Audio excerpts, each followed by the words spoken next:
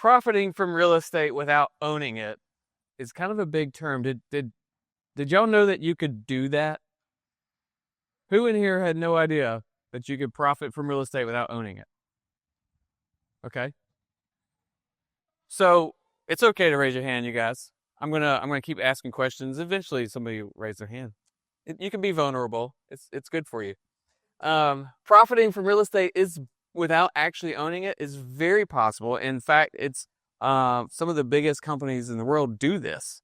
And so one way to profit from real estate without actually owning it is to do what we call wholesaling, because you actually never own it. That is the typical definition of wholesaling.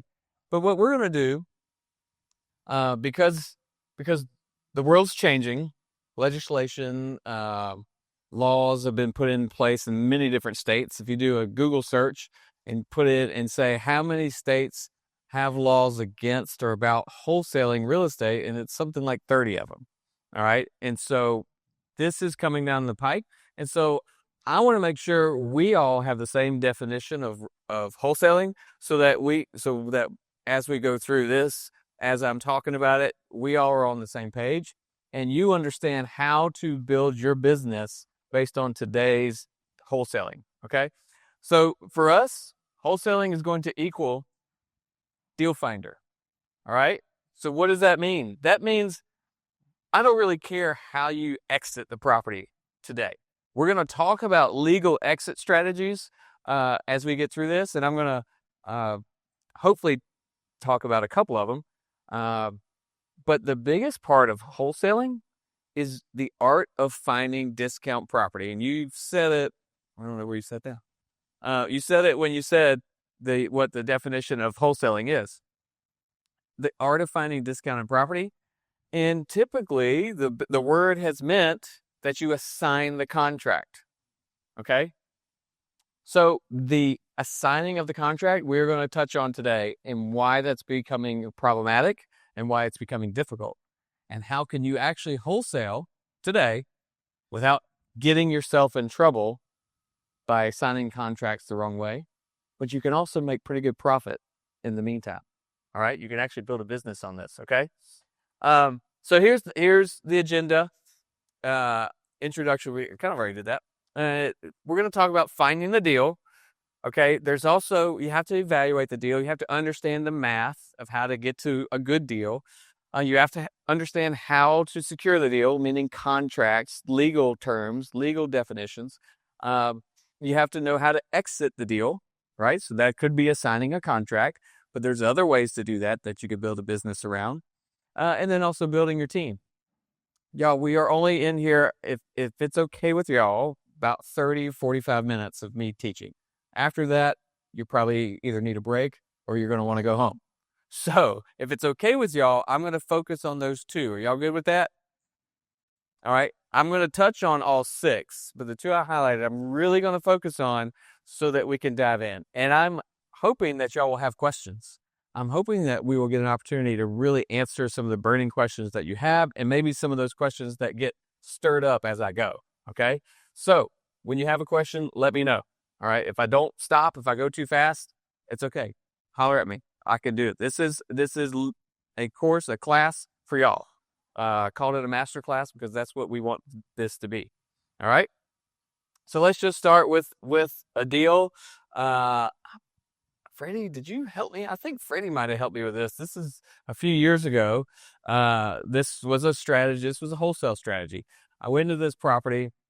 There was a squirrel at the top of the stairs, so I never even saw the upstairs. I was not brave enough to go beyond the squirrel that was there at the top looking down on me. So I honestly don't know what it looked like upstairs, but I know it was bad, judging by the downstairs that had no walls and no roof on half the house. So we ended up buying it for $2,500, or going under contract for $2,500. And I felt really safe with that. I thought, man, how can you lose with $2,500? Well, turns out it was very difficult to sell that. And we only assigned it to an end buyer for $7,000 total, $4,500 profit. Who would be okay with $4,500 profit? Raise your hands. Yes? Yes? Okay, good. And we do have some high rollers in the front, and they are not going to take that. So anybody up front, when you get a deal that's only 4,500, send it to the back of the room. Okay, they will take it and they will do it. Yes. So yes, this ended up working out. We did find an end buyer, and we did it the traditional way. Okay, that's the traditional wholesale where we found the deal, we signed the contract, and then we assigned it to an end buyer. All right. So we kind of talked about this for a minute. Wholesaling real estate is actually an exit strategy that allows you to be the middle person. And this is where, over the last few years, 2018, we found out what wholesaling was in 2017 by accident. Accidentally, we had a coach who was working with us, and he needed a deal for his contractors. We had just recently put one under contract that was on the MLS. It was a foreclosure. This was, again, 2017. And I didn't have anybody to work on it because I was still working full time. Michelle was working full time. We had a lot of deals going, and he was like, "Man, I need something now for my team. I don't want to lose them." And he said, "Do you have one?" I said, "Well, there's this deal. I don't know what to do with it. I don't have a team for it. I'm just going to sit on it." I was like, "You can buy it for me." He said, "Well, why don't you just wholesale it to me?" I was like, "I haven't closed on it yet. You can buy it after that." He said, "No, why don't you just wholesale it to me?" I was like, "Well, what is that?" So he explained the whole process to me, and we did. He ended up buying it from us, wholesale method, and I think we made $7,500, and then he actually sold it to someone else and made a $7,500 deal there for himself. Referred to as quick flips. Some people call this quick flips. Wholesaling, it's a little convoluted again if you say quick flip, because quick flip in for my mind, it makes me think, oh, you bought it and then you sold it. Where most people think of wholesaling as you don't actually buy it. Okay.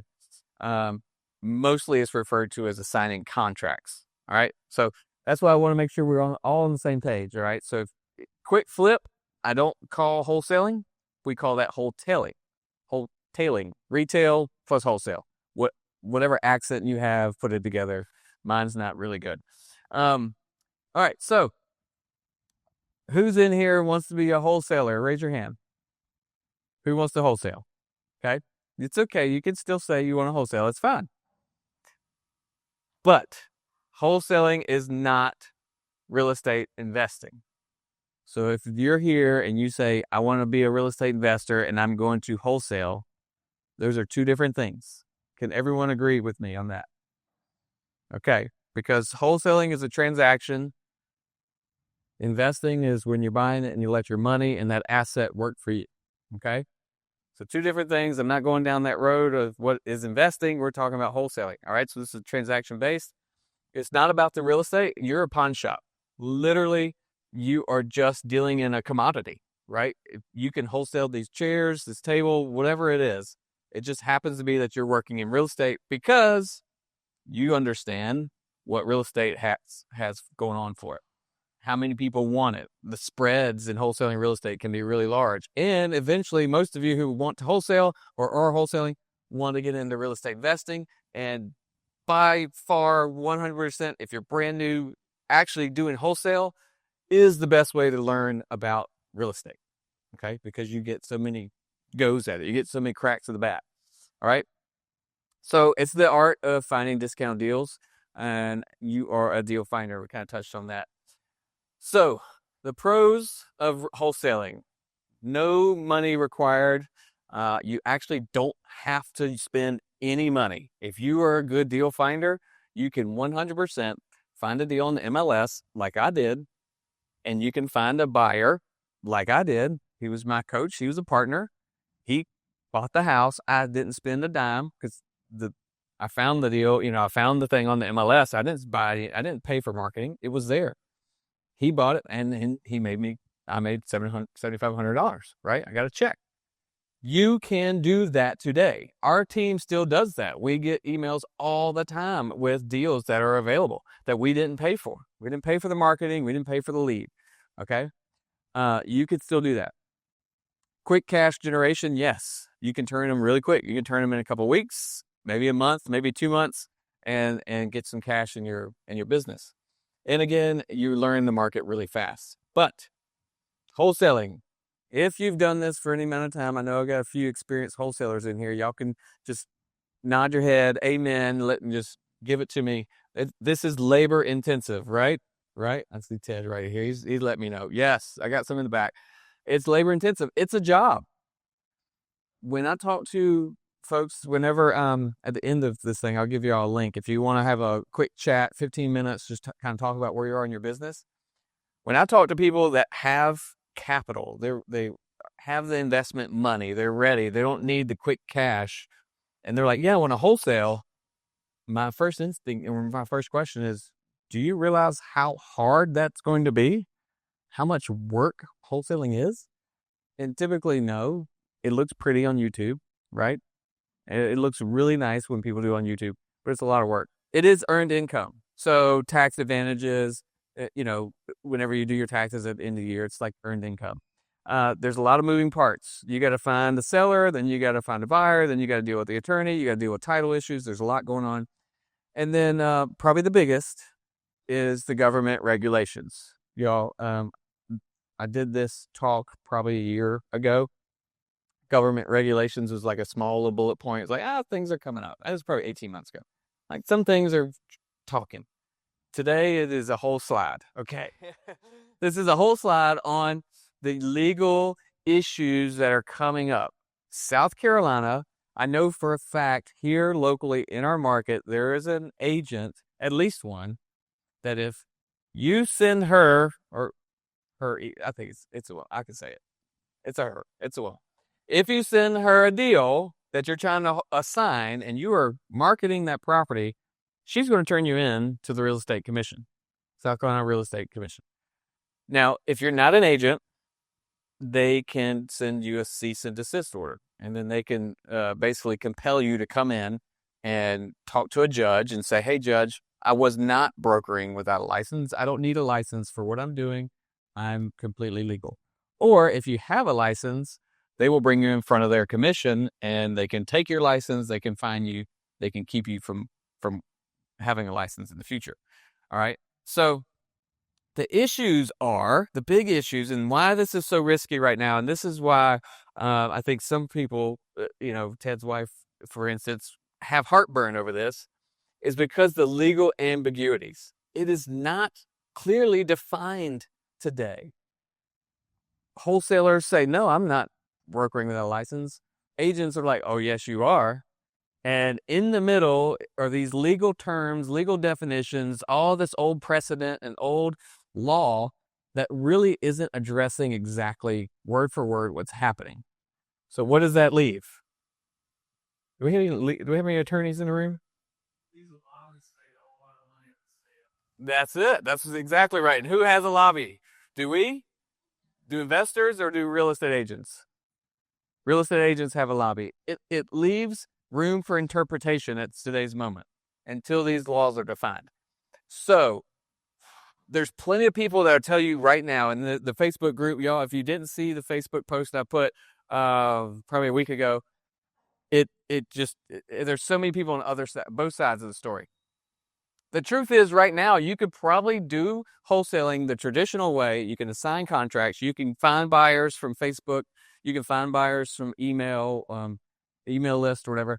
And you could probably do it legally and be able to stand up in front of a judge and say, I did this 100% legally.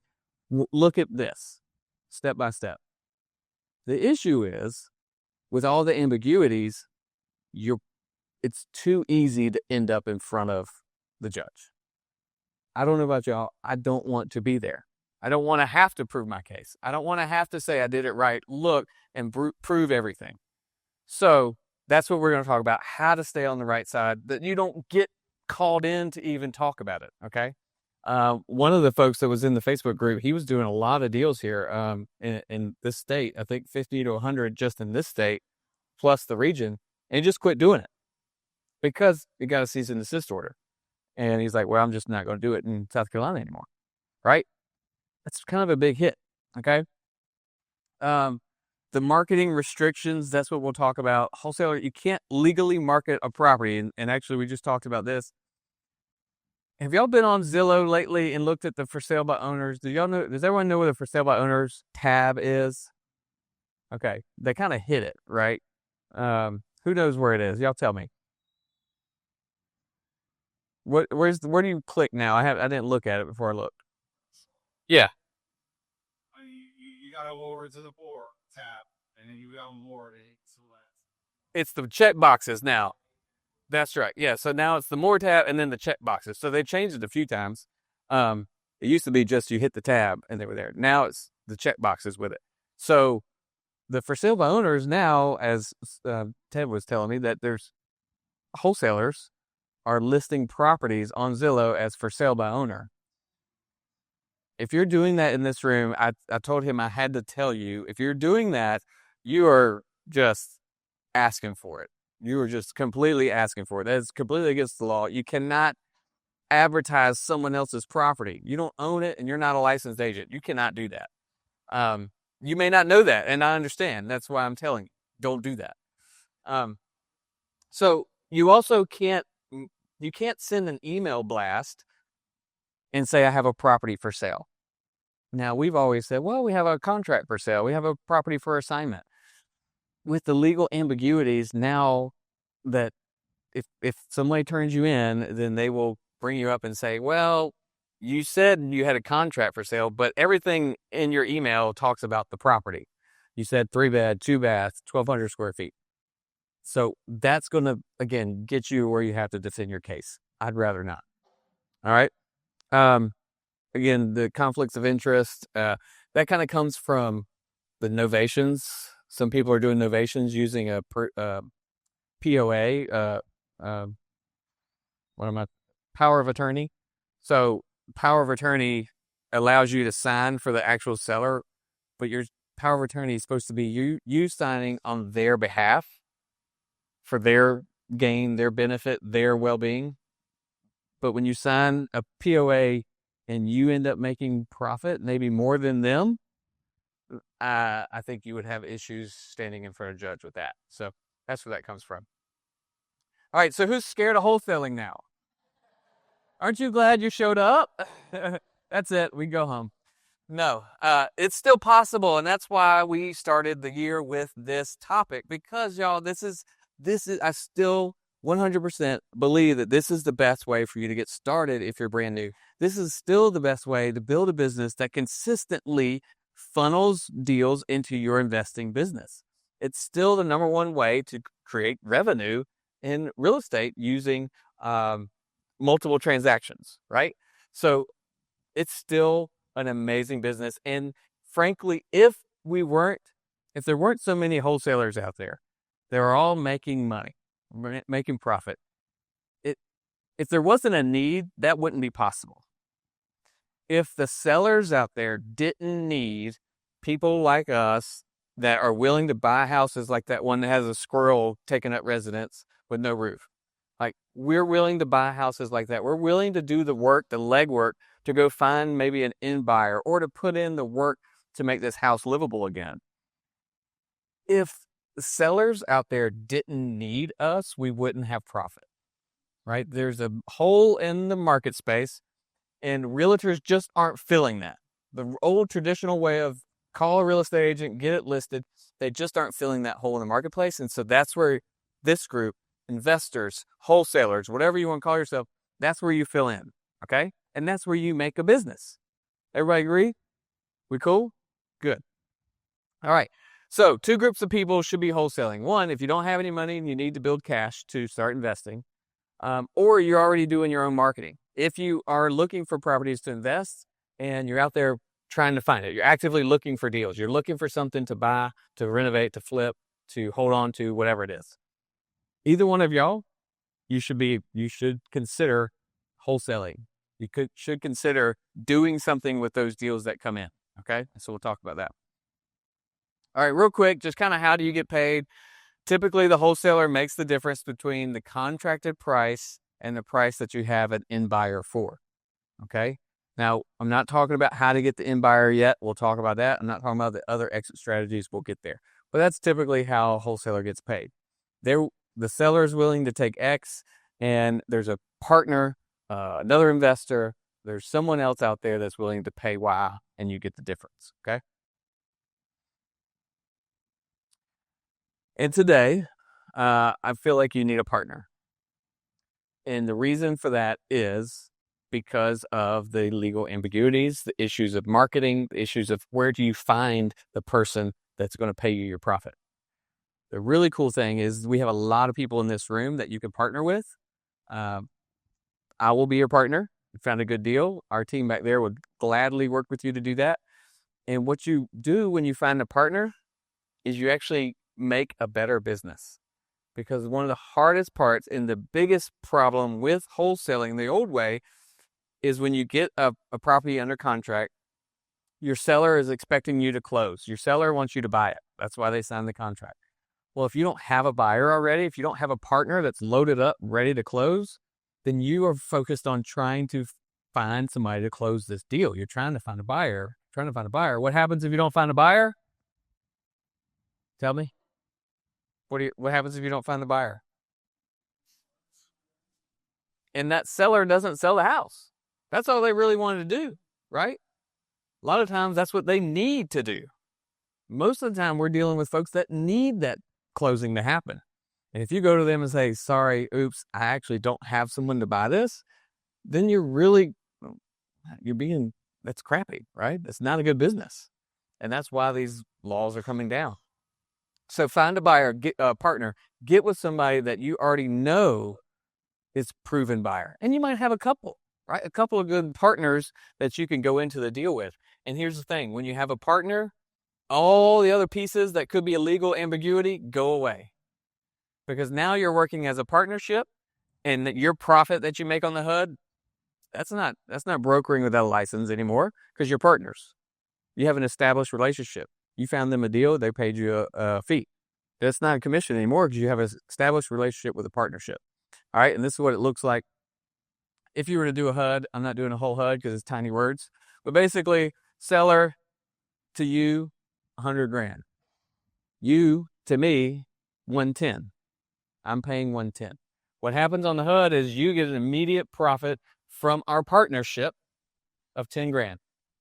Okay, it's paid right there on the HUD.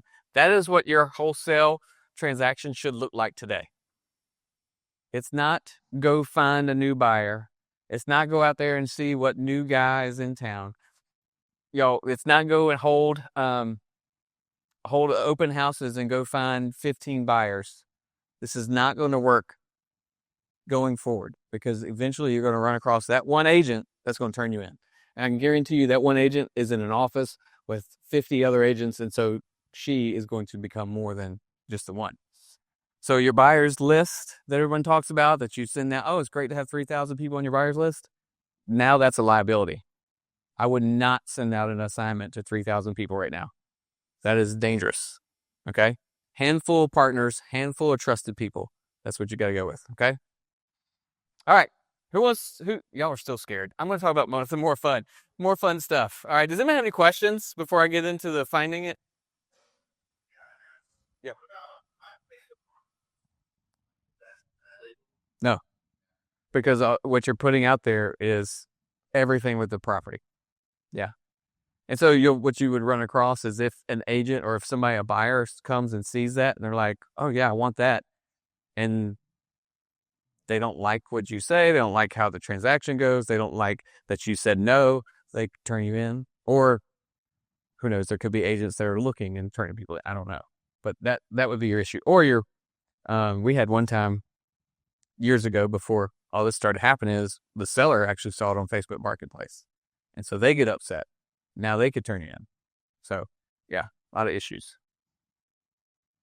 And so Facebook groups, I actually think I talk about this later about exiting the deal, is private Facebook groups like ours, better, still not great. I would prefer you DM people within that group.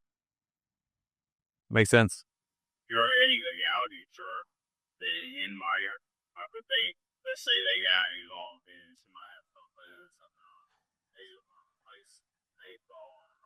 Yeah, I'm not a lawyer, but by the way, y'all, disclaimer, I'm not a lawyer.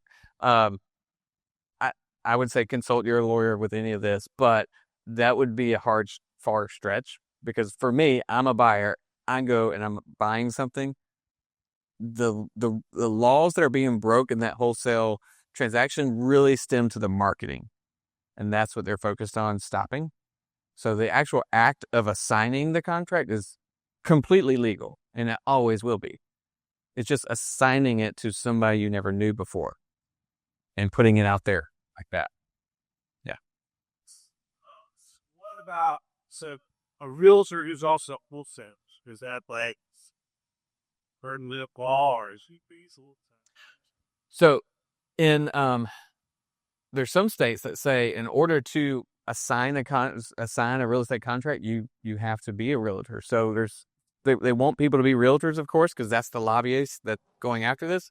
Right now here, I think it's just easier for them to get you if you're an agent. So if you market that contract the way we've talking about, if you market the old way, you'll still get in trouble, and I think you'll get in trouble faster as an agent. Yes. So again, don't publicly market it. And I think I'll talk about that in a little bit. It's all about you use your network, use this room, connections that are real, true, proven partners or buyers. You can still assign the contract. I want to make sure, does everyone understand the difference? Like assigning the contract, the act of signing that paperwork where you, buyer, now assign it to me, in buyer, that activity is legal and they can't stop that. That's contract law. The issues come into the marketing of it and how you present it to people and what you tell your seller. Like, oh, I'm going to buy this. Are you going to buy it?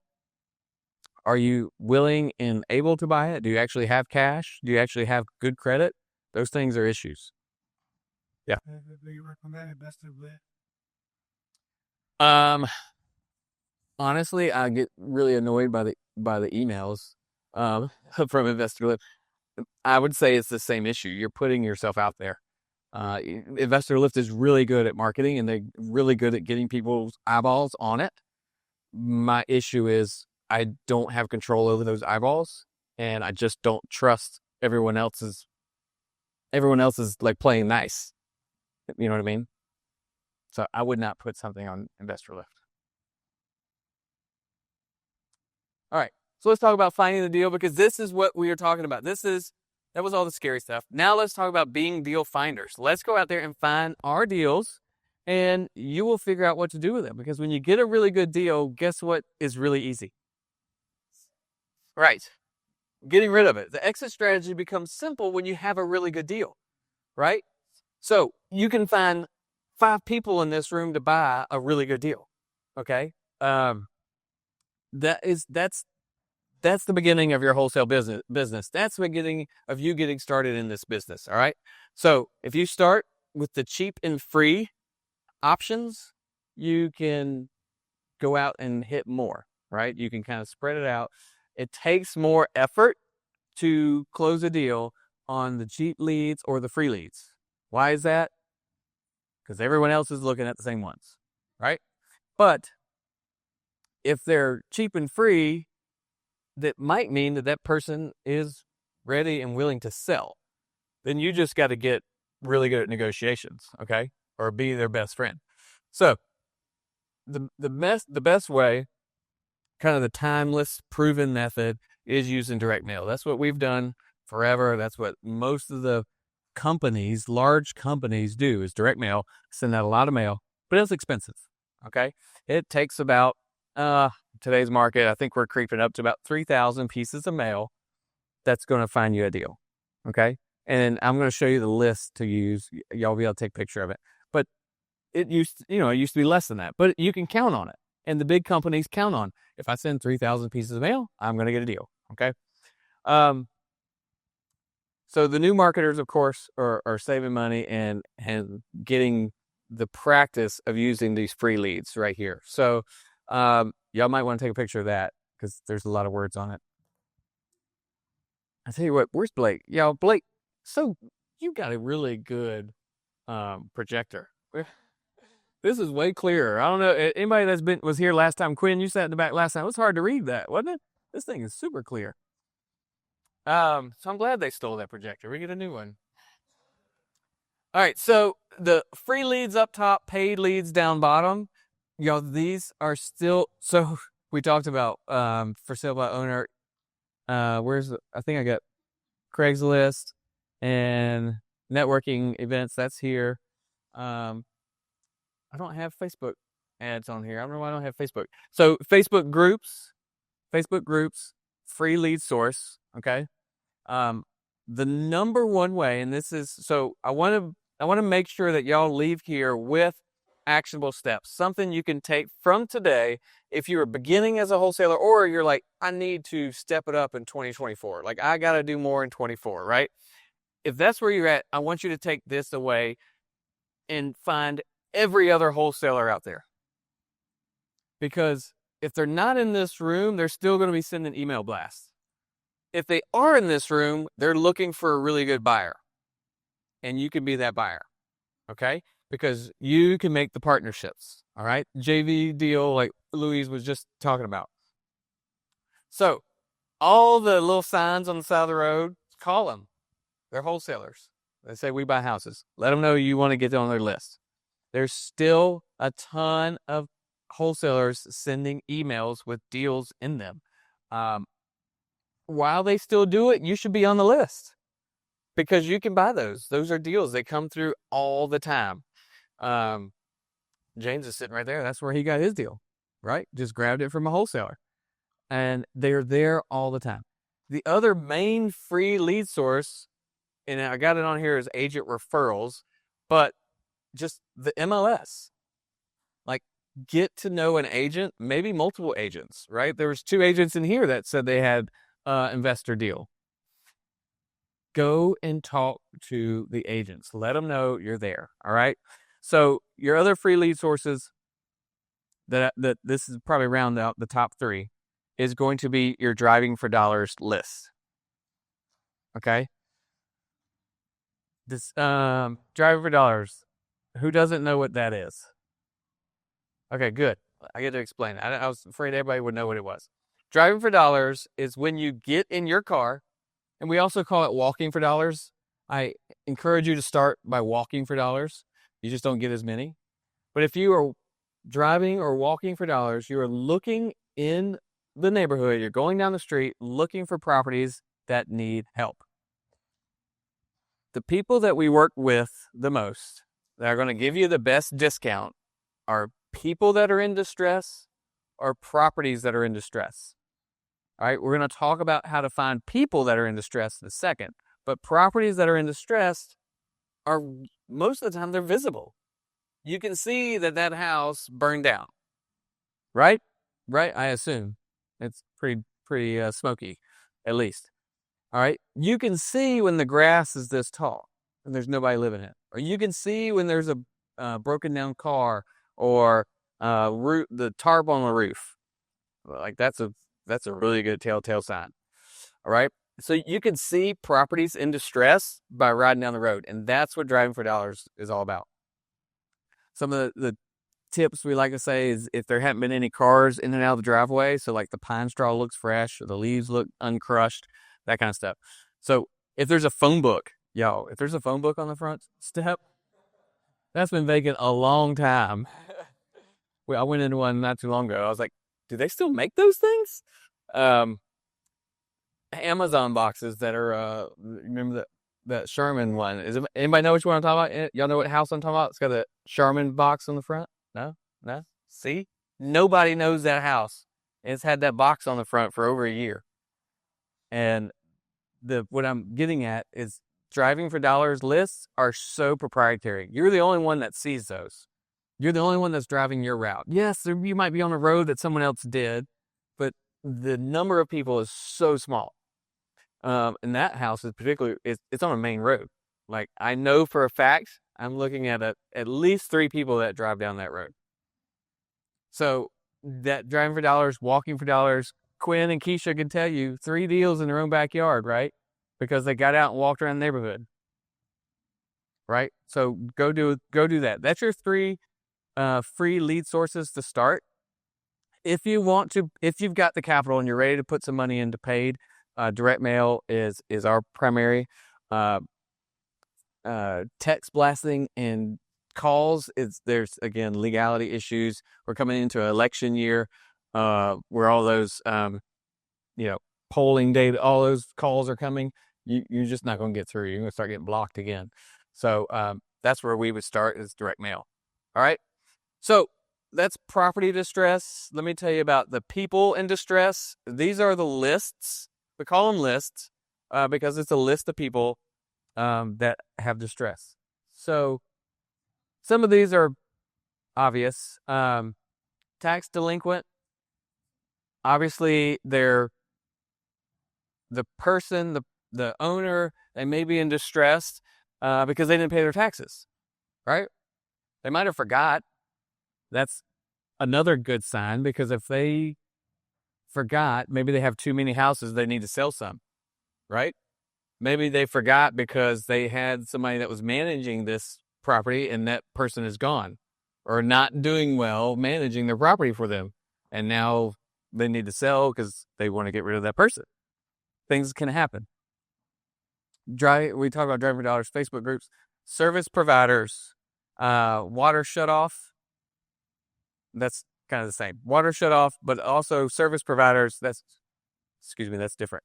When you have HVAC companies, if you have a friend that is in HVAC, plumbing, electrician or whatever, they go into these neighborhoods, they go into these properties, they can be your lead source. They can be your referral source for you. So let them know what you're looking for.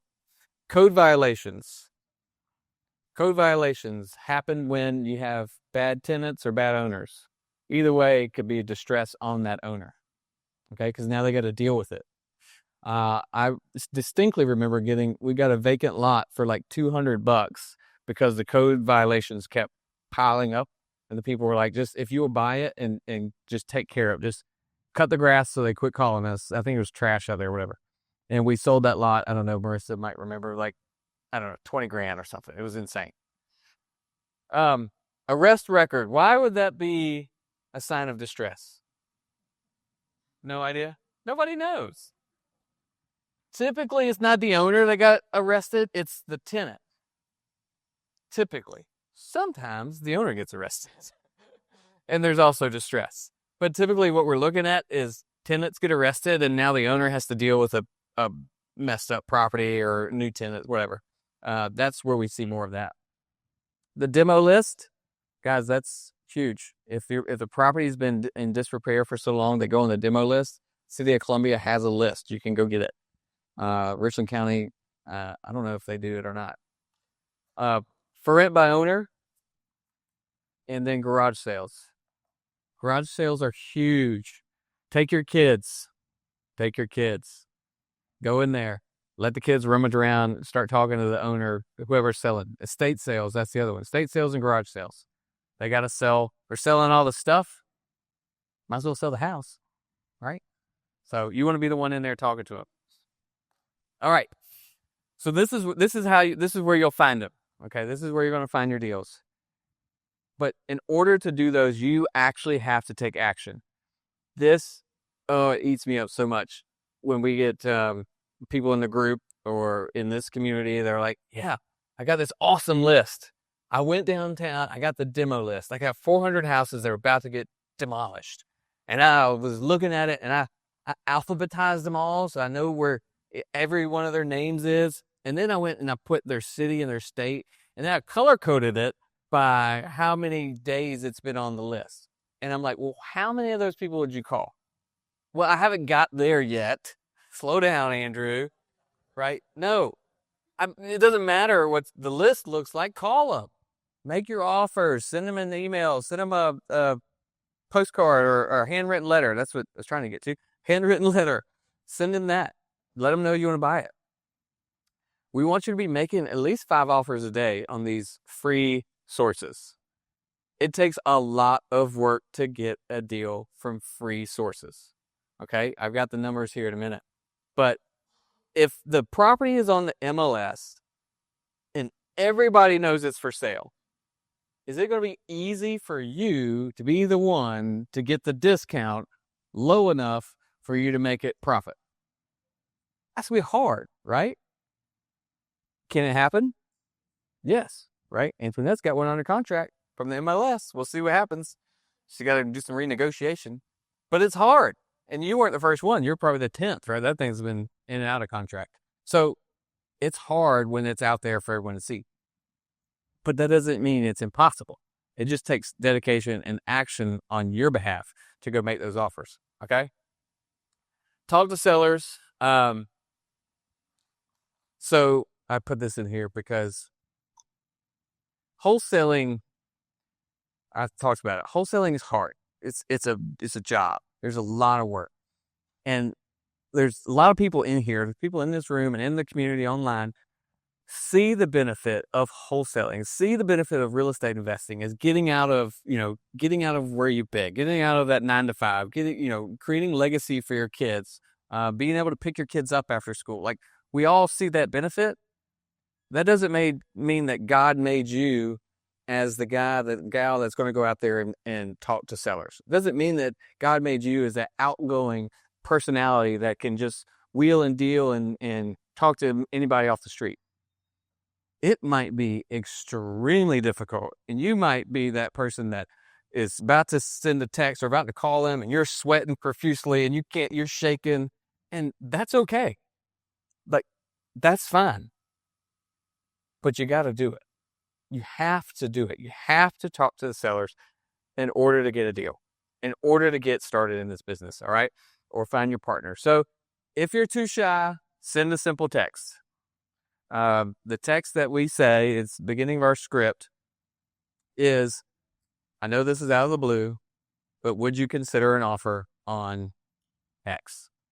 Okay, super easy, is non-confrontational. If they yell at you, you can delete it so you never have to see it again. Okay, just be like, but just go do it. You do that enough times, you'll get tired of texting. You're like, I'm just gonna call the next one. And you say the same thing. Okay. Get them talking. All right, so talking to sellers. Do y'all remember what did I say wholesaling is not about? It's not about real estate. What is it about? Relationships, sellers, solving their problem. It just so happens that we're going to solve that problem through real estate, okay? Through a real estate transaction, hopefully. All right, so we want to talk to them. Like, we want to talk to them. Like, don't ask how many bedrooms. Unless they're just stonewalling you, they won't say anything. But you know how many bedrooms. It's on Zillow. It's on Redfin and Realtor.com, wherever, right? So ask them how they're doing. Like, ask them how long they've owned it, how long you've lived there. Oh, why would you consider selling it now? Understand them. Like, put yourself in their shoes, in their situation, and try to help them get through whatever they're going through. The visual I want to give y'all, and if you are good at doodling, draw this picture, is that you are on the same side of the closing table as them. You're on the same side of the negotiations. Okay, it's not like used car salesmen when you're on both sides and you're fighting each other. You should be on the same side of the table, working through whatever the problem is together.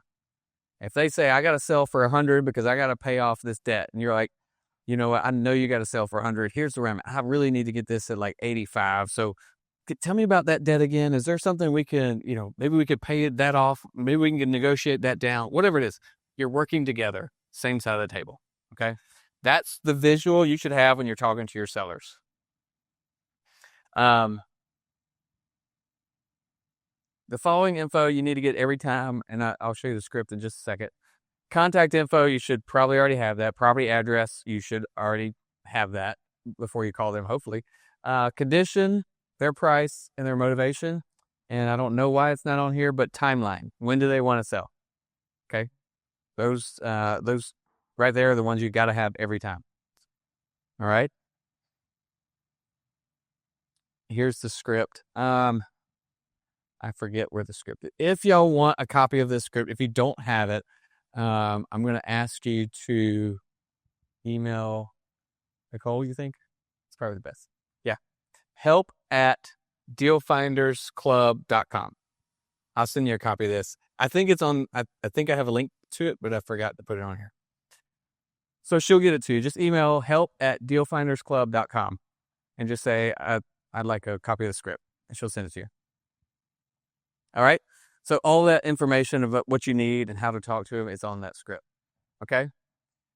So in the negotiation, you are going to find the seller's needs. What are the people, when you call or they call you and say, yeah, I want to sell my house, what's the first thing they're going to tell you? Is it their needs? No. What is it? They're going to tell you what they want. I want you to buy it in 30 days. I want you to pay me $120,000, and I want it all be in ones and tens. Right? They are going to tell you their wants. It's the way our society is built. They are not going to tell you their bottom line. They're not going to tell you what they need. They're not going to tell you what really is driving them to sell today, unless you talk to them, unless you make common ground, you build some rapport, and you can get that out of them. All right? So find your common ground, mirror them, talk to them like they talk to you, understand them, ask questions, and then make the offer. This is my other pet peeve is when I talk to students or people in our group, partners that say, yeah, I got this guy. He really wants to sell. The price is great. He said he wants 100. I think I could pay 120. This is looking good. And then my next question is, did you get under contract? Like, well, no, I didn't make an offer yet. What? Why did you make the offer? I understand. It's scary. It's hard. Y'all, remember, revert back. What's the best way to sell your deals today? To be a wholesaler? What do you need to do? What is it? Say louder. Partner. Somebody said it in the back. Partner. You got a partner. You know your numbers. You know it's the deal. That partner should be there. That partner has to be a confirmed closer. Like, they got to be able to close that deal. You should bring them a contract. Say, I got this deal. Let's go. You have to make the offer. You got to get it done. What will happens all the time, where you talk to that seller and he's like, yep, I'm ready to go. I'm ready to sell. Let's go. And you're like, you just talk around it. You dance around it. Like, I can't make this offer. I don't know what to say. And then I'll call you back tomorrow. And that person goes and sells it to the next person. Right? In my experience, people are nodding their heads. When that seller is ready and it's a deal and you can confirm the numbers, make the offer, close the deal. Okay? Huge. Or, again, rely on your professionals. The wholesalers that are in the room that have done this for years, we got a few of them who've done this for years. I know Freddie's Disposition Man, Teddy. Who else has been doing wholesaling for years and has a track record? Just a handful? All right? Those are the folks that are doing this, and they are professionals. If you're looking to buy, get connected with them, because they might have some deals that are going to work for you. Okay? Agents as well. Get connected with not just one. One agent is great, and it might be the best agent in the world. But there are, 8,000. I think it might be 10,000 agents now in this area. Like, there's going to be deals are going to all those. You need to meet more. Okay? You need to know, more need to know you, and they need to be sending you stuff. Okay? All right. I'm going to zoom through this for questions. Actually, let's leave it here. Any questions on finding the deal?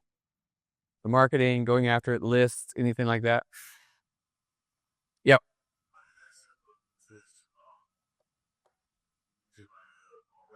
Mm-hmm.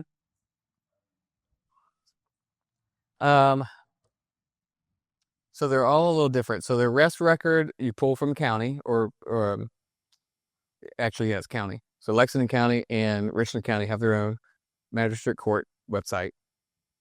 It's the same website, but each county. Water shut off, you actually have to go to and ask from the water company. Freedom of Information Act request usually has to accompany that. Some of the other lists, like code violations, is on the city or county website. You've got tax delinquent would be from the county. Then some of the other lists are aggregated in propstreamvip.com. We pull lists from there, and then dealfinderdata.com.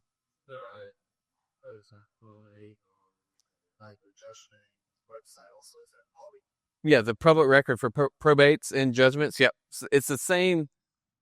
It's if you get into it, it's kind of the same thing as the magistrate or whatever. They're in different little locations. Yeah, that's a good thing to kind of look around because you can find them by searching. Thanks for listening to the REI Deal Finders podcast. You can find out more and apply to be a part of the REI Deal Finder community at reidealfinders.club.